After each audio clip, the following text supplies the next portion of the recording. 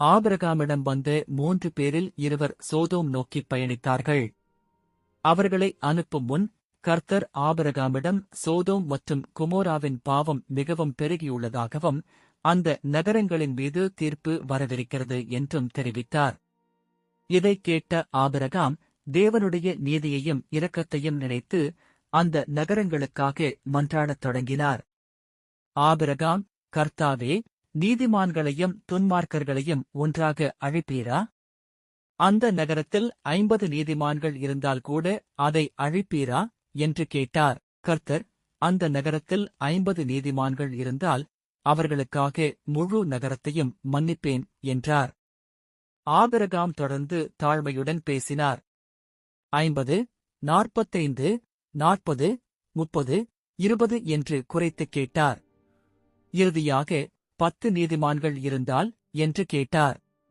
கர்த்தர், 10 நீதிமான்கள் இருந்தாலும் அதை அழிக்க மாட்டேன் என்று பதிலளித்தார். அந்த 2 தூதர்கள் சோதோம் நகரத்திற்கு வந்தார்கள். நகரின் வாசலில் லோத்து அமர்ந்திருந்தார். அவர் அவர்களை வீட்டிற்குள் அழைத்து விருந்தளித்தார். ஆனால் இரவு நேரத்தில் நகரின் மனிதர்கள் லோத்தின் வீட்டைச் சூழ்ந்து அநியாயமான கோரிக்கைகளை வைத்தார்கள். இதனால் அந்த நகரத்தின் தீமை எவ்வளவு ஆழமானது என்பது வெளிப்பட்டது. தூதர்கள் லோத்தையும் அவர் குடும்பத்தையும் உடனே நகரத்திலிருந்து வெளியே செல்லும்படி கட்டளையிட்டார்கள். உன் உயிரைக் காக்க ஓடு, பின்னால் திரும்பிப் பார்க்காதே என்று எச்சரித்தார்கள்.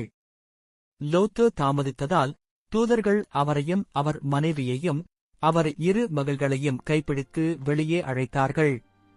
ஆனால் வழியில் லோத்தின் மனைவி பின்னால் திரும்பிப் பார்த்ததால் அவள் ஒப்புத்தூணாக மாறினாள்.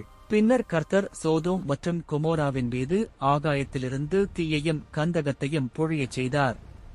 அந்த நகரங்கள் முழுமையாக அழிந்தன. இந்த சம்பவம் தேவன் பாவத்தை பொறுத்துக் கொள்ளாத நீதியுள்ள தேவன் என்பதையும் அதே நேரத்தில் நீதிமான்களை காக்கும் இரக்கமுள்ள தேவன் என்பதையும் உலகிற்கு எடுத்துக் காட்டுகிறது. ஆதியாகமம் 18 முதல் 16 வரை, 19 முதல் 29 வரை.